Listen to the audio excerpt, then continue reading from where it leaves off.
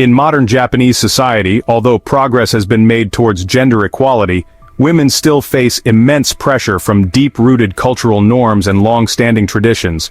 Beneath the surface of modernity, invisible constraints push them into traditional family roles and keep them away from many social spheres. While men are favored, women often face prejudice simply for having tattoos or for choosing a career over homemaking. What keeps these outdated standards alive? Let's explore the hidden side of life for Japanese women and how they are fighting against this oppression. Smooth, hairless skin has been the dominant beauty trend in many Asian countries for years. In China, body hair is seen as a sign of sloppiness, laziness, and aging. Korean celebrities are particularly meticulous about underarm hair management when appearing in public.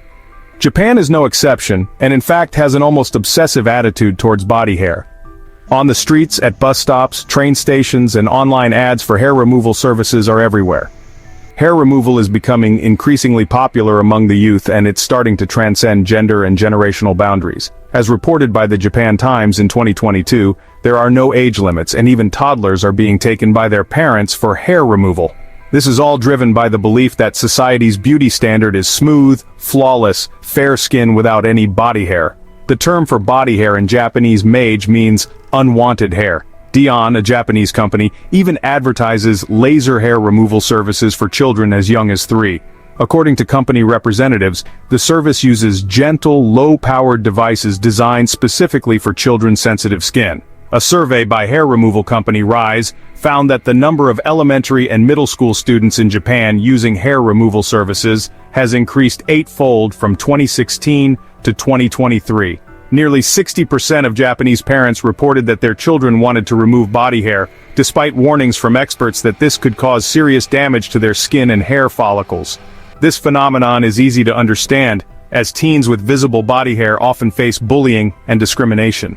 One user commented on Yahoo Japan, "When I was in junior high, I was often called a fur ball, and people would lift my clothes to tease me." Another parent posted, "My daughter doesn't want to go to kindergarten because the boys in her class tease her. What can I do?" The leading Japanese newspaper, Asahi, reported on the rise of the teenage beauty industry for hair removal as early as 2010. According to Statista, an early 2022 survey found that most Japanese teens in their 20s had experience with hair removal. Over 51% of them had either done it themselves or sought professional help.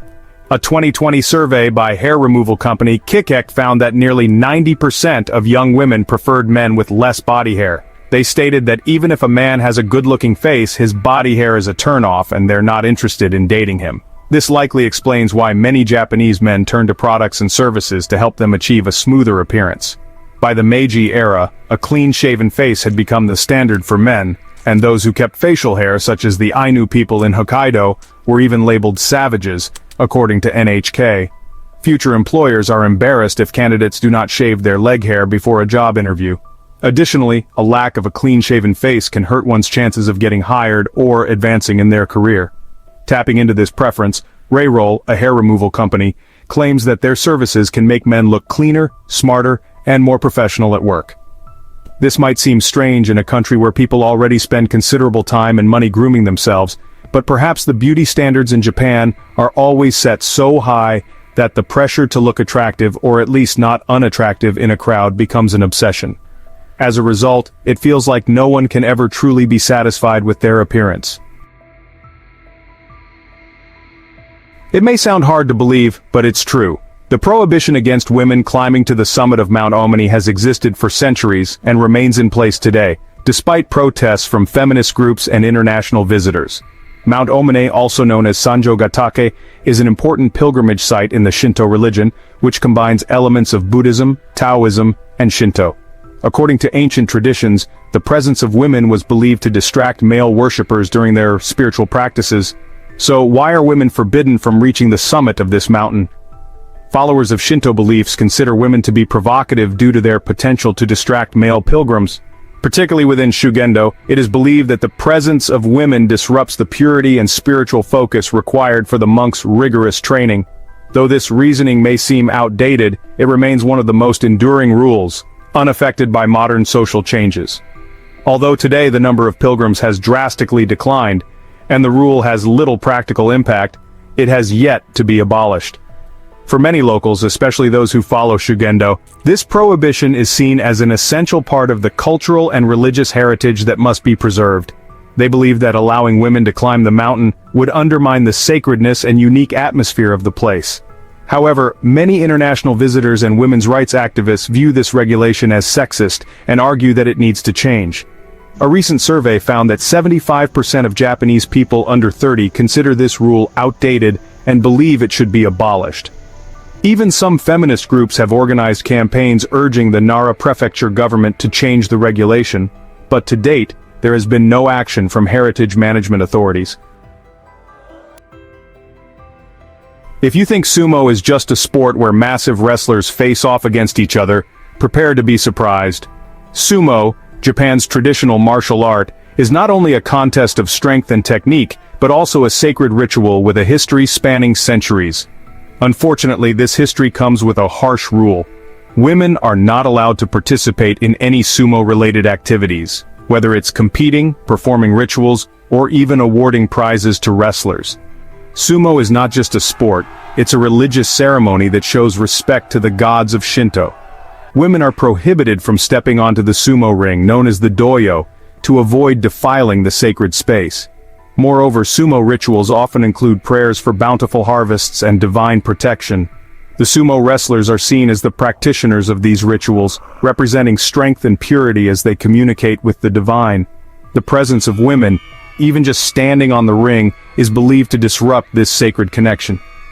Many argue that the exclusion of women from sumo activities reflects outdated gender discrimination. However, the Japan Sumo Association remains steadfast in its position, insisting that this tradition is an essential part of the cultural heritage, and any change would be disrespectful to the ancestors and the sacred values passed down through generations.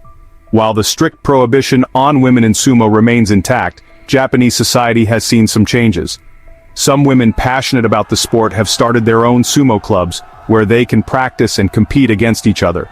Although these events are generally not officially recognized by the Japan Sumo Association, some schools have even begun hosting sumo matches for female students, but these are considered recreational and not part of traditional sumo. While many Japanese husbands are happy to see their wives making sushi at home, the presence of women as chefs in renowned sushi restaurants is still seen as unacceptable for many Japanese. The profession of sushi chef remains a male-dominated field. One of the most commonly cited reasons for this is the belief that women cannot consistently perceive flavors. This idea was famously expressed by the son of Jiro Ono, the owner of Sukiyabashi Jiro, a Michelin 3-star sushi restaurant, in a Wall Street Journal blog post. He stated, "To become a professional sushi chef, you must have the ability to consistently sense the flavors of the food. However, because women have menstrual cycles, it affects their ability to taste. That is why they cannot become sushi chefs." Sounds convincing? In reality, this is an unsubstantiated hypothesis with no scientific studies to back the claim that menstruation affects flavor perception. This seems more like an excuse for the long-standing gender biases in the sushi industry, where traditional views and outdated beliefs still hold strong. Some people argue that women's hands are warmer than men's, which could cause the sushi ingredients to melt or lose their texture during preparation. While this may seem logical, there is no clear scientific evidence to support it. Some studies suggest that the hand temperature differences between men and women are minimal, and adjusting hand temperature while making sushi is a skill that any chef, regardless of gender, can learn. Capsule hotels, which first emerged in the 1970s in Osaka, were initially designed to cater to men who worked late or missed the last train home after drinking.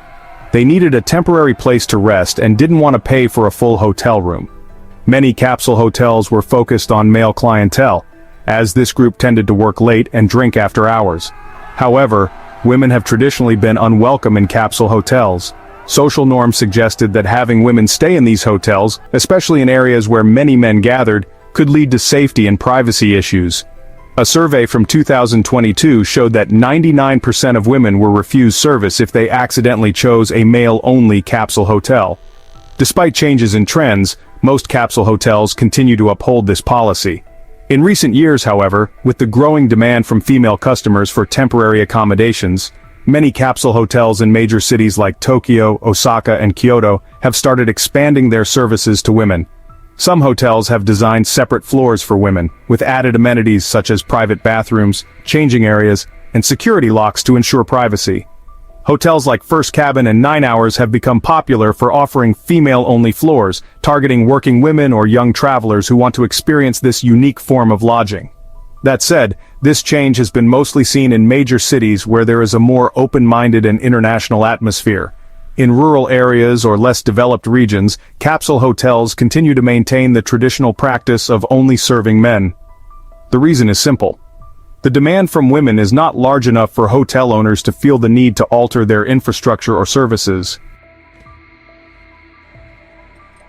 Tattoos are not just a form of art. They carry deep cultural and historical significance, especially in their association with the Yakuza, Japan's notorious organized crime syndicates. Tattoos have long been linked to the Yakuza, famous for their secretive activities and power. However, not everyone with tattoos is involved with the Yakuza, but societal judgment still persists. Tattoos have been viewed as symbols of rebellion and impurity, associated with criminality and social defiance. This perception is so strong that many public spaces such as traditional hot springs, onsen, gyms, and swimming pools often refuse entry to people with tattoos. This is not a formal law but an unwritten rule intended to avoid discomfort among other customers. For example, when visiting an onsen in places like Kyoto or Hakone, you'll often see clear signs saying no tattoos allowed. This stems from the belief that tattoos represent a threat, and the presence of someone with tattoos could disrupt the peaceful and relaxing atmosphere that onsens are meant to provide. According to a 2022 survey by the Japan Tourism Agency, 56% of onsens in Japan refuse customers with tattoos, regardless of the size or design. For women, having tattoos carries even greater stigma in Japanese society. Women with tattoos are often considered rebellious, improper, and sometimes even linked to infamous figures like Nishimura Mako, a rare female Yakuza leader known for her full-body tattoos. While there are fewer female Yakuza members today, the legacy of figures like Nishimura still lingers in collective memory, leading many to view women with tattoos with suspicion. Social harmony is a deeply cherished ideal, but the cost of maintaining it is often disproportionately high, especially for women. While Japan has had powerful female rulers in the past, like Queen Himiko and Queen Jingu, today the law forbids women from inheriting the throne. The imperial household law, dating back to 1947, only allows male heirs to ascend to the throne. This legal exclusion extends into modern politics, where women rarely hold leadership roles. For example, women make up just about 10% of Japan's diet, a figure that's much lower than in other developed countries. But it's not just in politics. Even in everyday life, Japanese women are expected to endure and avoid confrontation. This expectation builds a kind of silence that makes it difficult for them to speak out about important issues, from gender inequality to domestic violence. According to Human Rights Watch, the process for reporting such cases in Japan often involves harsh questioning and a sense of shame that makes victims feel guilty. As a result, many women give up on seeking justice, suppress their feelings, and remain trapped in a cycle of silence and compliance. Even in critical meetings, women's voices are often ignored. A glaring example of this occurred in 2021 when Yoshiro Mori, then president of the Tokyo Olympics, infamously said women talk too much and will drag out the meeting. This comment sparked a huge backlash, especially from young activist Moko Nojo, who led an online campaign calling for Mori's resignation. While this was a rare moment of resistance, progress remains limited for many Japanese women. Silence is still the norm, both at work and at home. Social expectations demand that women submit to their husbands and focus on managing the household and raising children. But this silence doesn't just come from societal pressure, it's internalized, leading many women to feel that they're either incapable of speaking up or not allowed to do so. This silence, over time, makes many women feel powerless and like they have no control over their own lives. Number 3. The pressure on single mothers in Japan. The traditional view that men should focus on their careers while women manage the household has created a sharp division of labor between the sexes. Even though there have been legal advancements, such as the Equal Employment Opportunity Law for women in 1985, deep-rooted cultural norms continue to maintain gender inequality, both at home and at work. Even in 2024, it's still rare for men in Japan to take paternity leave, and women bear the brunt of household duties. According to Japan's Ministry of Health, Labor and Welfare, women spend nearly 2.5 times more time on housework than men after marriage, highlighting the significant imbalance in family roles. This inequality doesn't just impact home life, it extends into the workplace as well. Women face major challenges when trying to return to work after having children due to unsupportive work environments and a lack of policies to help them balance family and career. As a result, many women abandon their aspirations of climbing the career ladder, which contributes to Japan's persistent gender wage gap and the underrepresentation of women in leadership positions. Currently, women hold less than 10% of management roles in Japan. These gender roles are ingrained from an early age, with children growing up learning that mothers should stay home and take care of the family, while fathers are the main earners. As a result, this inequality is passed down through generations, creating a cycle that's tough to break. This gender gap is especially pronounced for single mothers, who face even greater challenges. In contrast to many other countries, where single motherhood is increasingly common and accepted, Japan still holds conservative and judgmental views towards single mothers. This not only exposes them to social stigma, but also makes it much harder for them to find stable, well-paying jobs. Most single mothers end up taking part-time, low-wage work with little job security, forcing them to juggle multiple roles just to make ends meet. The statistics are worrying. As of 2024, more than 55% of single-parent households in Japan live below the poverty line, compared to just 15% of the general population. While the government has rolled out some welfare programs to support single-parent families, the help provided is often insufficient to lift them out of financial hardship. As a result, many single mothers and their children remain stuck in a cycle of poverty with long-term, serious consequences. Children in these families often lack access to quality education and economic opportunities, which perpetuates poverty across generations. This not only affects the families involved, but also has broader implications for Japan's economy and its long-term population stability. Number 2. Japanese women are expected to speak softly. In Japan, there's a strong expectation for women to speak softly and humbly, especially in professional settings. This goes beyond simple politeness. It's deeply rooted in cultural traditions. But why do Japanese women need to speak in such a gentle tone, and what does it reveal about Japanese society? To understand this better, we have to look at two important concepts in Japanese communication. Is the public mask we wear to maintain harmony in social interactions, while represents our true private feelings.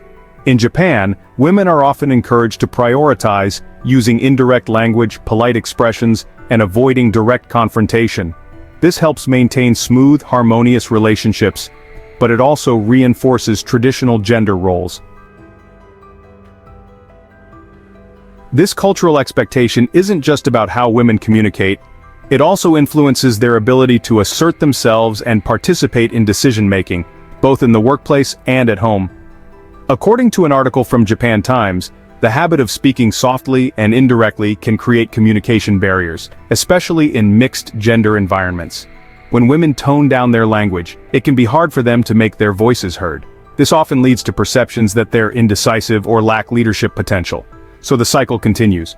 Cultural expectations reinforce gender inequality, making it harder for women to break free from traditional roles.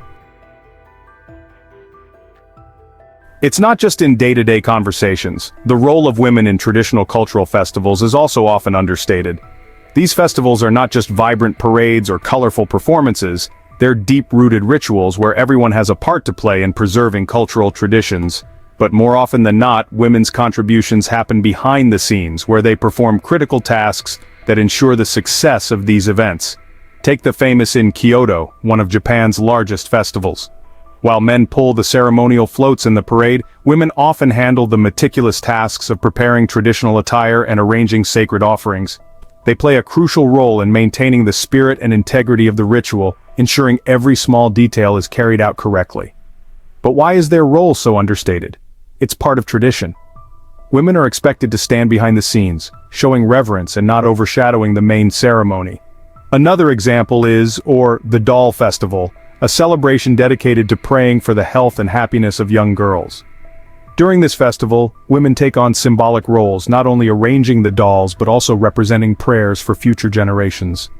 The dolls themselves are carefully arranged on tiered platforms to symbolize the ancient imperial court, and mothers and grandmothers traditionally teach their daughters how to care for and arrange the dolls as part of the family's cultural education. It's a beautiful tradition that shows respect for women's nurturing roles, though sometimes it's easy to overlook how essential these contributions are. Number 1. Women are paid less.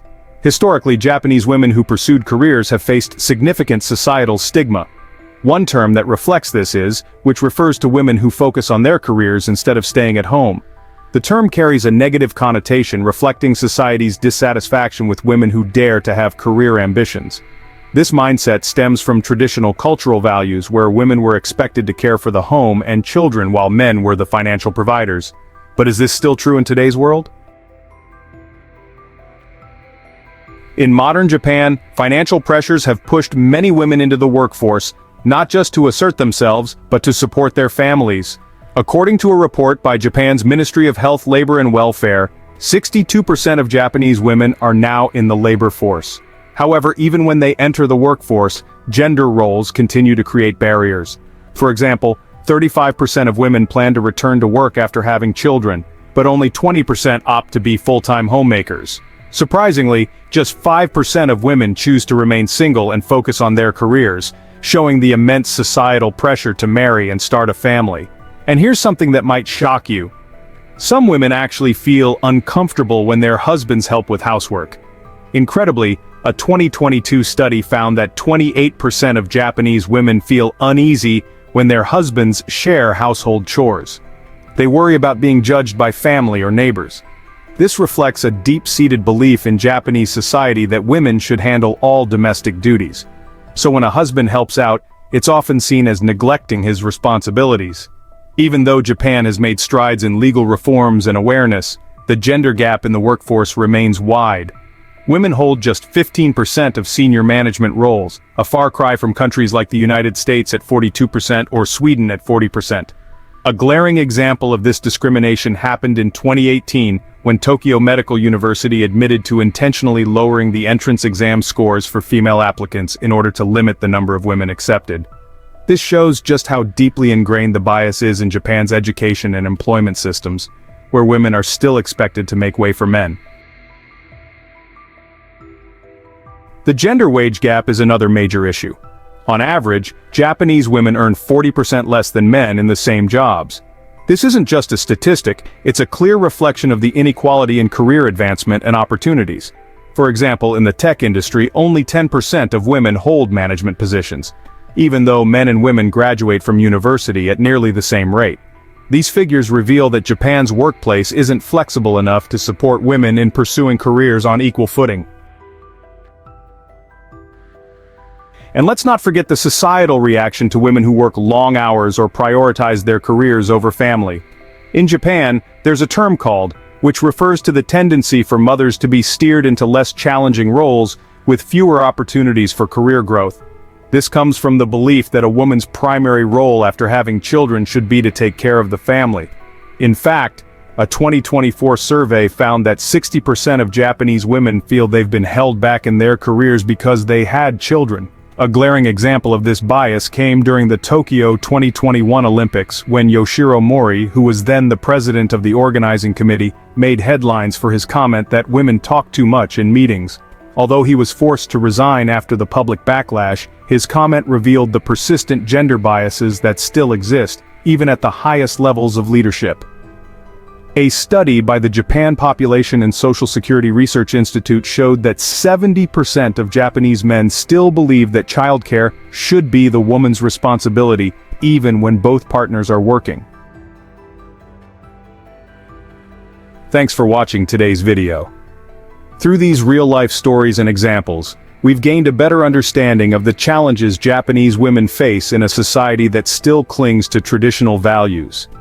Despite the inequalities, women continue to push boundaries and find their voices. What do you think? Can we see positive change in Japan, or will traditional values continue to hold women back? Share your thoughts in the comments below. If you enjoyed the video, don't forget to like, share, and subscribe so you don't miss future content. Thanks again, and we'll see you in the next video.